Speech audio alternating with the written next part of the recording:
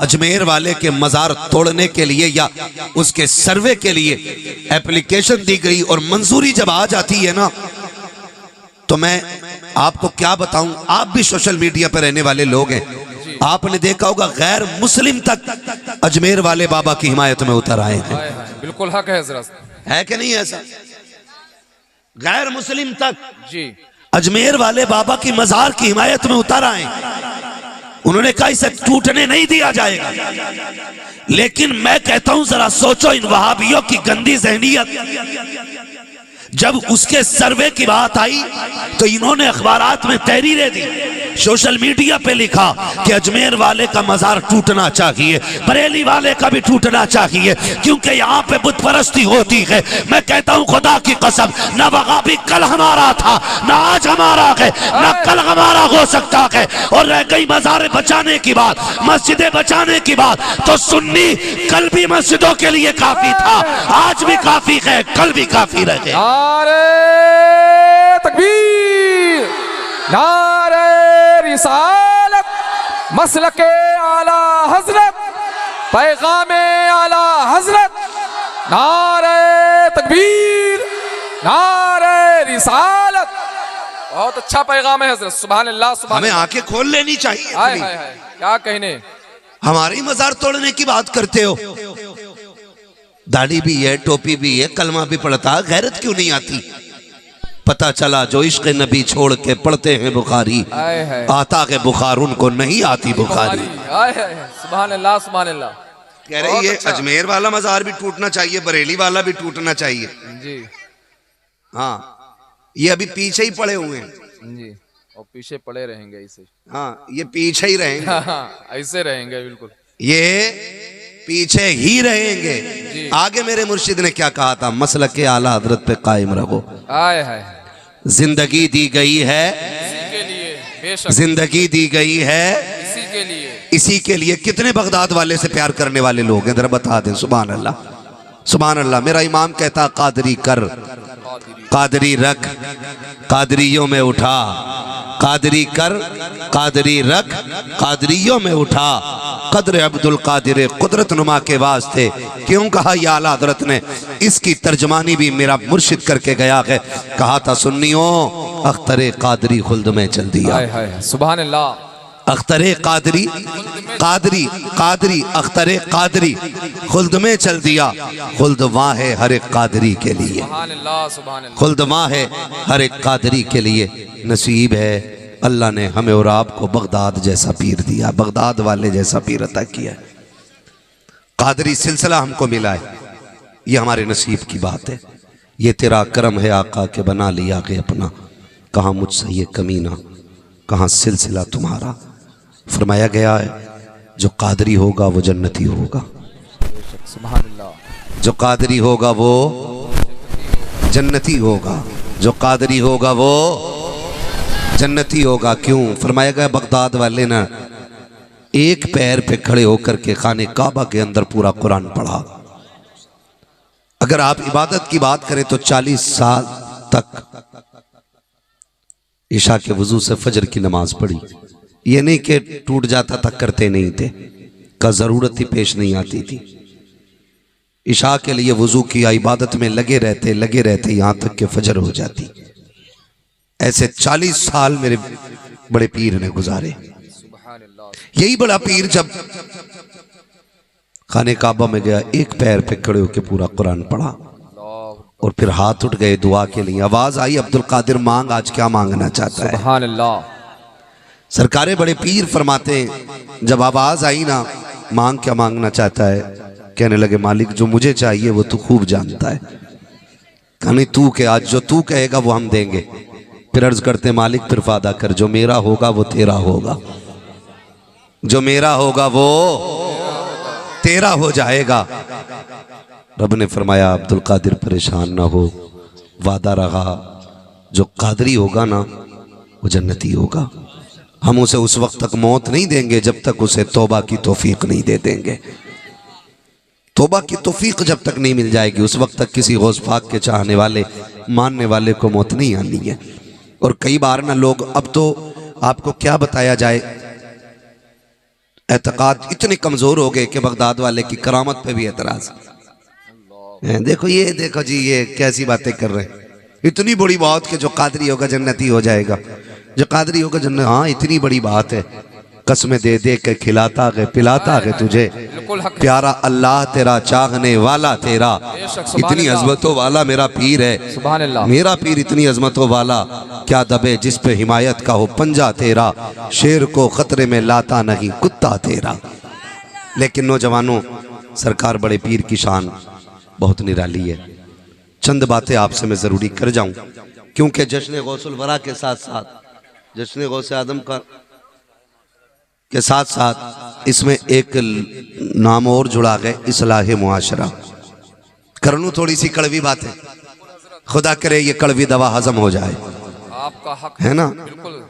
तो अब बताना ज़रूरी ये है कि सरकार गौसे पाक यूं ही इतना बड़ा मर्तबा नहीं मिल गया है। बेशक, सुभान फरमाते हैं दरस्तुल इल्म हत्ता सिरतु कुतबा, मैंने इतनी पढ़ाई की कि अल्लाह ने मुझे कुतुब बना डाला। सुभान अल्लाह। इतने पढ़े इतने पढ़े इतने पढ़े इतने पढ़े कि अल्लाह ने कुतुब बना डाला।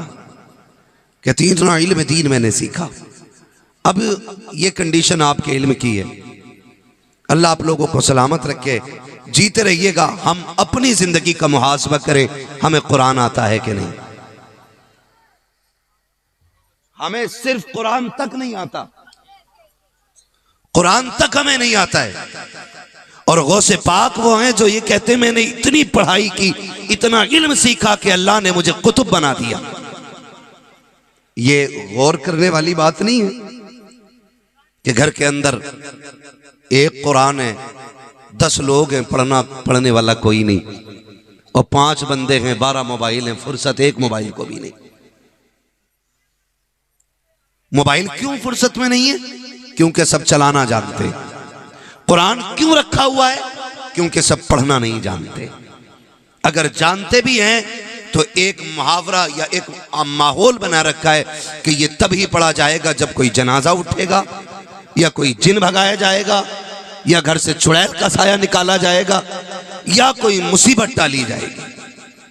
बस ये मिजाज समझ रखा है कि कुरान तभी पढ़ा जाना है। कुरान सिर्फ इसी के लिए तो नहीं आया था ना कि आप सिर्फ मैयतों पे पढ़ें, आप सिर्फ तीजे में पढ़ें, आप सिर्फ रूह आसान निकालने के लिए इसको पढ़ें, आप सिर्फ भूत भगाने के लिए इसको पढ़ें। नहीं, कुरान इसलिए आया था ताकि हमें मुकम्मल ज़ाब्ता हयात का सबक हासिल हो जाए, हमें मुकम्मल जिंदगी पता चल जाए कि हमारी जिंदगी कैसी गुजरनी चाहिए। एक नहीं, ऐसे लाखों जलसे हो जाएं, लेकिन इन जलसों का मकसद अगर ना हो ना तो फिर कोई नतीजा नहीं। ये जलसे इसलिए नहीं किए जाते कि आप हम्माद का चेहरा देखो, ये जलसे इसलिए नहीं किए गए कि आप शब्बीर का मुंह देखो, ये जलसे इसलिए नहीं होते हैं कि आप हमारे महराज साहब का मुंह देखें, आप हमारे मैशर साहब का मुंह देखें, इन उलमा का सिर मुंह देखे बैठ करके, बल्कि ये जलसे इसलिए होते हैं कि अगर हम अपनी जिंदगी के मकसद से भटक गए हों तो ये उलमा हमें आगाह करें और हाथ पकड़ के ला के जिंदगी के मकसद पे ला के खड़ा। सुभान अल्लाह, सुभान अल्लाह, बिल्कुल हक है। इसलिए ये जलसे होते हैं। सुभान अल्लाह।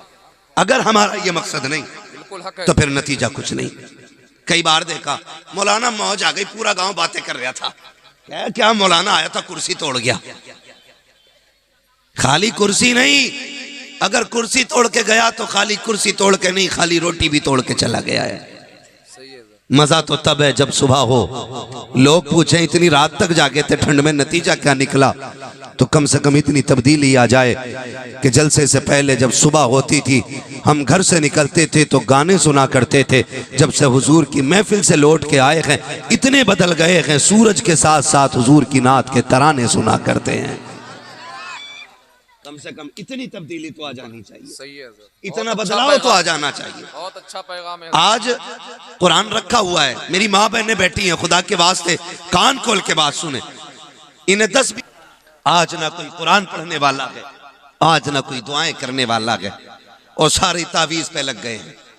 सारे बस एक मौलवी से दुआओं में जन्नत चाह रहे। खुदारा आदि बनेंगे कुरान के, इंशाअल्लाह पढ़ेंगे कुरान है। मैं हाथ नहीं उठवाऊंगा कितने लोगों को आता, वरना पोल खुल जाएगी। मगर इतना जरूर कहूंगा अगर हमें कुरान ही नहीं आया तो क्या आया। अगर हम कुरान ही ना पढ़ सके तो क्या किया हमने जिंदगी में। जानते हो कुरान इतनी प्यारी किताब है। बुढ़ापा, बड़े बूढ़े कहते हैं बुढ़ापा बुरा आपा, बुढ़ापा बुरा आपा। क्यों कहते हैं? वो इसलिए कहते हैं कि बदन तो साथ छोड़ता ही है, जमाना भी साथ छोड़ देता है। अपने बच्चे भी मुंह लगाने तैयार नहीं होते। जब बुढ़ापा आता है ना तो बर्तन अलग कर दिए जाते हैं। बहू ससुर के बर्तन में अपने बच्चे को खाना नहीं देती है। वो कहती है इसके झूठे बर्तन में रोटी न खाना, कहीं तुझे बीमारी ना लग जाए। वो जिसकी संतान, जिसकी नस्ल है, उसकी गोद से बच्चे छीन लिए जाते। बुढ़ापे को इतना मायूब बना के रख दिया लोगों ने, इतना मायूब बना के रख दिया। कई बूढ़ों को मैंने रोते देखा है, कहा अपने ही बच्चों को खिला नहीं सकते। बहू ऐसी आई है कि बच्चे छीन के ले जाती है, बीमार ना कर देना। मैं नौजवानों तुमसे एक बात कहूं, अपने घर के बड़े बूढ़े की कदर करना, अपने घर के बड़े बूढ़े की कदर करना। खुदा करे सब पे बुढ़ापा आए, सब लंबी उम्र पाए, लंबी उम्र पाए। कई बार कहते हैं ना जी मौलाना दुआ करो अल्लाह बुढ़ापे से पहले ही उठा ले। बड़े बुरे हालात बुढ़ापे को होते हैं। ये न कहे, फरमाया गया जिसके बाल सफेद हो जाते हैं अल्लाह उससे हया फरमाया करता है। बालों की सफेदी भी रब का बहुत बड़ा इनाम है। कितने लोग तो इसलिए बख्श दिए जाएंगे कि बाल सफेद हो गए थे। तो बालों की सफेदी भी जन्नत में ले जाने का सबब है। ये ना कहे अल्लाह चलते फिरते उठा, हाथ उठाए तो ये कहे अल्लाह जब भी मौत देना ईमान की मौत अता फरमा देना। हमने ना जाके कहते हैं, मजार पे भी जाते हैं तो सीधी ये कहते हैं गाजी साहब दुआ कर दो अल्लाह 3 ट्रकें 4 बना दे। 3 मंजिल बन गया है, गाजी साहब दुआ करें अल्लाह से अल्लाह 4 मंजिल बना दे। कभी ये भी तो जाके कहे गाजी साहब दुआ करें अल्लाह मुझे भी अपना वली बना ले जैसे तुझे अपना वली बनाया है। कभी जाके कहो ना दुआ करें गाजी साहब दौलत हो ना हो ईमान पे मौत आ जाए। ये भी तो बुजुर्गों से दुआएं कराया करो। आज तो पीरों का मकसद ही यही रह गया कि सिर्फ पीर साहब हैं तो डोरी है, पीर साहब हैं तो तावीज़ है, पीर साहब हैं तो दुआएं हैं। कभी पीर साहब से अल्लाह के जिक्र का वजीफा लिया करो, कभी रब को राजी करने के तरीके उनसे मांगा करो। हम बहुत बहक गए हैं, बहुत दूर चले गए हैं, हमने अपने रब को नाराज कर दिया है। मेरे भाई खुदारा ख्याल करें। मैं अर्ज कर रहा था अपने घर के बूढ़ों की कदर करना, इनकी इज्जत करना, ये रब का बहुत बड़ा इनाम होते हैं। जब खांसते हैं ना तो बुरे लगते, इनके थूक से नफरत होती है ना, लेकिन जिस दिन ये कफन में लिपट के चले गए ना उस दिन घर घर नहीं लगता है, घर जंगल लगा करता है। उस दिन घर जंगल लगा करता है। आज बूढ़ा बाप पसंद नहीं है, आज बूढ़े ससुर की खांसी पसंद नहीं है। कह देती है नहीं जी कि जाओ इसकी चारपाई बाहर डालो, ये खांसता है तो दिक्कत होती है, ठंडी आ गई है, इसकी खांसी सोने नहीं देती है। और सुन, जिसे बुजुर्गों की आवाज अच्छी नहीं लगती है खुदा को उनके घर में बरकतों का उतरना अच्छा नहीं लगता है। एक सीधी सी बात है, सीधी सी बात यही है, अपने घर के बुजुर्गों की कदर करो। वो तुम्हारा बाप है, वो तुम्हारा बाप है। मैं गलत नहीं कह रहा हूं। आज कहते हैं हमने तरक्की की है और हालात किधर कर दिए लाके। अभी सगा भाई पानी पिए, ऑपरेटर साहब हैं इसका थोड़ा जो ये इको है ना ये कम कीजिए जरा। एक गिलास है ना, गिलास, एक बंदा पानी पीता है, एक ही घर का मेंबर है, वो पानी पी करके रख देता गिलास। दूसरा सगा भाई आया, उसने उस गिलास को धोया, पानी फेंका, फिर पिया, जबकि पता है सगा भाई पी के गया। क्यों? क्यों? आज 4 भाई हैं तो चारों की प्लेटें अलग, 5 लोग दस्तरखान पे तो 5 के गिलास अलग हैं। पहले ऐसा होता था एक गिलास में पूरा परिवार पानी पीता था। बड़े बड़े बर्तन होते थे, कूंडा बोलते थे, तसला बोलते थे, परिवार बैठ के एक साथ खाना खाता था। जब ये मोहब्बतें थी तो बीमारियां इतनी बड़ी नहीं थी, इतनी बड़ी बीमारियां नहीं थी। गिलास इसलिए अलग कर दिए गए। भाई इसका इको कम करने मैंने आपसे कहा, आवाज कम करने नहीं, रिपीट थोड़ा कम कर दीजिए अगर हैं ऑपरेटर साहब। तो मैं आपसे ये बात अर्ज कर रहा हूं कि गिलास इसलिए अलग किए गए, गिलास इसलिए अलग किए गए ताकि मेरे जूठे से उसे बीमारी ना हो और उसके जूठे से मुझे बीमारी ना हो। हमने ये सोच करके बर्तन अलग कर दिए कि बीमारी ना हो। और हमारा नबी क्या कहता, सूरुल मोमिन शिफाउन, जिस झूठे बर्तन को तुम्हें नफरत हो गई है ना, उस बर्तन में अल्लाह ने शिफा रखी हुई है। मोमिन के झूठे में अल्लाह ने शिफा रखी है। तो हमें तो बजाय इसके कि एक झूठे में पीना था, हमने बर्तन अलग कर दिए, बर्तन अलग कर दिए। खुदारा अपने घर के बड़ों का एहतराम करो, अपने घर के बुजुर्गों का एहतराम करो। मैं अपनी माँ बहनों से कहूँगा, ये बड़ा बूढ़ा घर के लिए बोझ नहीं होता है, इसकी खांसी अजाब नहीं होती है, इसकी आवाज़ से नफरत ना कर। तुझे नहीं पता है अल्लाह इसकी ठोकरों के सदक़े में घर में रिज़्क़ उतारा करता है।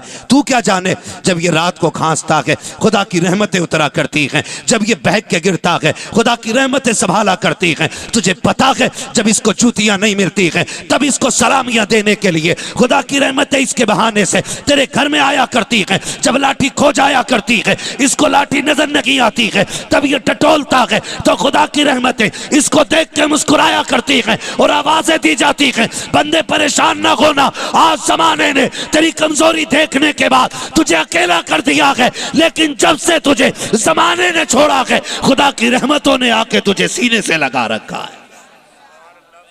इसलिए खुदा की रहमतों को बुरा ना कहना, खुदा की रहमतों को आप गलत ना कहना, ये खुदा की रहमतें हैं। मेरी माँ बहनें जो ये सोचती हैं ना कि हमारा बच्चा बीमार हो जाएगा, बूढ़े की गोद में जाएगा तो कमजोर हो जाएगा, बुढ़ापे के कीटाणु आ जाएंगे, गलत सोचती है। याद रखिएगा, मदरसे में स्कूल में सिर्फ इल्म मिलता है, तजर्बा नहीं मिलता है। किताबों का जो इल्म है वो 12 साल 15 साल में आ जाता है, मगर तजर्बा तभी होता है जब उम्र 70 साल होती है। आज गलत नहीं कह रहा हूं, खून के आंसू रोने पड़ते हैं। एक जगह गया सुल्तानपुर, बात ये कहने की है, मगर सुने जरा, अल्लाह करे इसका लोग सही मतलब लें। जब वहां जाकर के बैठा, कमेटी वाले लोग आए, कमेटी वाले लोगों ने कहा मौलाना वहाबियों के खिलाफ तकरीर ना करना। मैंने कहा क्यों, क्या ये सुन्नियों का गांव नहीं? उन्होंने कहा सारे ही रज़वियों का गांव है। कहा फिर आपको ये तकलीफ किस बात से हो गई? उन्होंने एक बात कही थी, कहा हम पे मुसीबतें आई ना तो हमारा कोई रहबर नहीं आया, हमारा कोई पीर नहीं आया, हमारी खानकाहों से कोई बचाने नहीं आया। हमें बचाने के लिए वहाबियों की तंजीमों ने आके हमारी हिफाजत की। कहा जिन्होंने भूख में हमें रोटी दी, जिन्होंने परेशानी में हमें खाना खिलाया, जिन्होंने मुसीबतों में हमारे बच्चों का ख्याल रखा, उन लोगों ने ये कहा था कि हम उनकी बुराई कैसे सुन ले। मैं कहना ये चाहता हूँ, जब से किरदार खत्म हुआ के हमारे हालात बर्बाद होते जा रहे हैं, हम तबाह होते जा रहे हैं। वहाबियत को सिर्फ गाली से नहीं, काम से रोका जा सकता है। और काम ऐसे करो जैसे बरेली के अहमद रजा ने किया है, बेशक सुभान अल्लाह ने किया है, जैसे मुरादाबाद की रहने वाली अजीम शख्सियतों ने किया है। और ऐलान कर दो कि मोहम्मद से वफा, तूने तो हम तेरे हैं, ये जहां चीज है क्या लोहो कलम तेरे। सुभान अल्लाह। नारे तकबीर, नारे रिसालत, जश्न गौसुल वरा कॉन्फ्रेंस, सरजमीने सौगाना, नारे रिसालत। मसला है भाई, बिल्कुल ही बंद कर दिया इसको। तवज्जो है सारे लोगों की, है तवज्जो सारे लोगों की। अल्लाह आपको सलामत रखे। ये कंडीशन है हमारी। जानते हो हमारे पास पढ़े लिखे बहुत हैं, हमारे पास पढ़े लिखे लोग बहुत हैं, मास्टर भी हैं, डॉक्टर भी हैं, मास्टर भी हैं हमारे पास। लेकिन कमी किस चीज की है जानते हो? आज हमारे पास तजर्बाकार लोग नहीं है, ये सबसे बड़ी कमी है। आज हमारे पास तजर्बाकार लोगों की कमी है, हमारे पास दूरअंदेश लोग नहीं आज।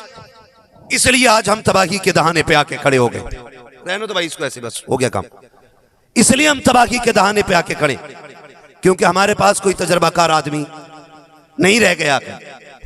आज ना, माफ कीजिएगा, उसकी सबसे बड़ी वजह यह है कि एक जमाना हो गया हमने बुजुर्गों की संगत छोड़ दी, बड़े बूढ़ों में उठना बैठना छोड़ दिया। जानते हो किताबों का इल्म किताबों से मिलता है, लेकिन तजर्बा सिर्फ बूढ़ों की, बड़े बूढ़ों की सोहबत और संगत से मिलता है, बड़े बूढ़ों की संगत से मिलता है। और आज वो हमारे समाज के लिए एक बीमारी बन गए, वो हमारी कौम के लिए बीमारी और बोझ बन गए। याद रखिएगा, यहां तक फरमाया गया, जैसी करनी जोर से, जैसी करनी वैसी भरनी। इसका मतलब समझते हो? मतलब मैं समझा दूं। अल्लामा रूमी ने इस वाक़े को तहरीर फरमाया है कि एक शख्स बूढ़ा हो गया, खांसने लगा। उसके घर की बहू ने शौहर से कहा, सुनो मेरे सरताज, तुम्हारे बाप की खांसी अच्छी नहीं लगती है। अल्लामा रूमी इस वाक़े को तहरीर फरमाते। कहा जाइए इसको कहीं अलग छोड़ आइए। बेटे ने बाप को लिया और लेकर के ना वहां लेके गया जहां जानवर बनते थे, जानवर, और जानवरों के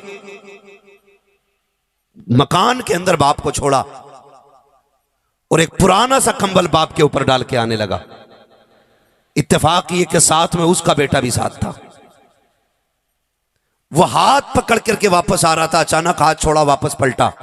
इस बूढ़े का पोता और उसका बेटा जवान का गया, जाके दादा के कंधे से कंबल उतारा, पैर के नीचे रख के ना 2 टुकड़े किए। आधा कंबल दादा के ऊपर डाला, आधा अपने कंधे पे लेके चला। बच्चे का बाप कहने लगा, ये क्या किया तूने? इस पुराने कंबल का करेगा क्या? क्यों लेके आया इसको? तो जानते हो उसने ये कहा कि मैं इसलिए ये कंबल लेके आया हूं, मैंने तुमसे सीखा है। आज दादा बूढ़े हो गए ना, तुम इन्हें यहां छोड़ के गए हो, कल तुम पे भी तो बुढ़ापा आना है, मैं तुम्हें यहीं छोड़ के जाऊंगा। आधे कंबल से दादा का काम चलेगा और ये आधा कंबल मैं तेरे लिए लेके जा रहा हूं, ये आधा कंबल मैं तेरे लिए लेके जा रहा हूं। अल्लामा रूमी लिखते हैं कि इतना सुना चीख निकल गई। कहा तू मेरा बेटा है। कहा जब तुझे बाप की हया नहीं आती तो मुझे बाप की हया क्या आएगी? जब तुझे अपने बाप की हया नहीं तो तू मुझे कौन सी हया सिखाने चला है? खुदा रहा अपने घर के बुजुर्गों का एहतराम करो, इनकी इज्जत करो, इनके जूठे बर्तनों से नफरत न करो, इनके पास बैठा करो, इनके पास वक्त गुजारा करो। आज सबसे तन्हा कौन रह जाते हैं? बूढ़े। बूढ़े इसलिए कि जवानों के 4 यार होते हैं। ये कहीं भी खड़ा हो जाएगा ना तो गप्पे शप्पे हाँकने लगेगा, तो वैसे भी 2-4 लग जाएंगे। जितने ठलुए चाय की दुकान पे लंबी लंबी फेंकते हुए मिलते, जिनसे घर नहीं चलता वो मुल्क चलाते। अब के किसकी बन रही है? कह रहे आपके किसकी बन रही है? कि फलां की बन रही है। अब के वो नहीं, वो आ रही है। वो अंधे, पहले अपने घर में तो झांक के देख तेरा घर भी चल रहा है कि नहीं चल रहा है।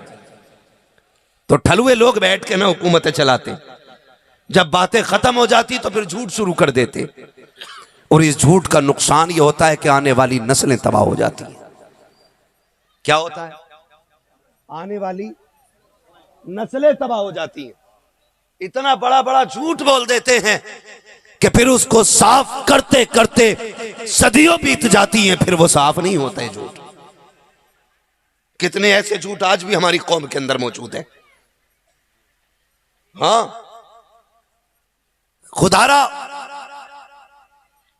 जवान जो हैं ये अपना वक्त बड़े बूढ़ों में गुजारे,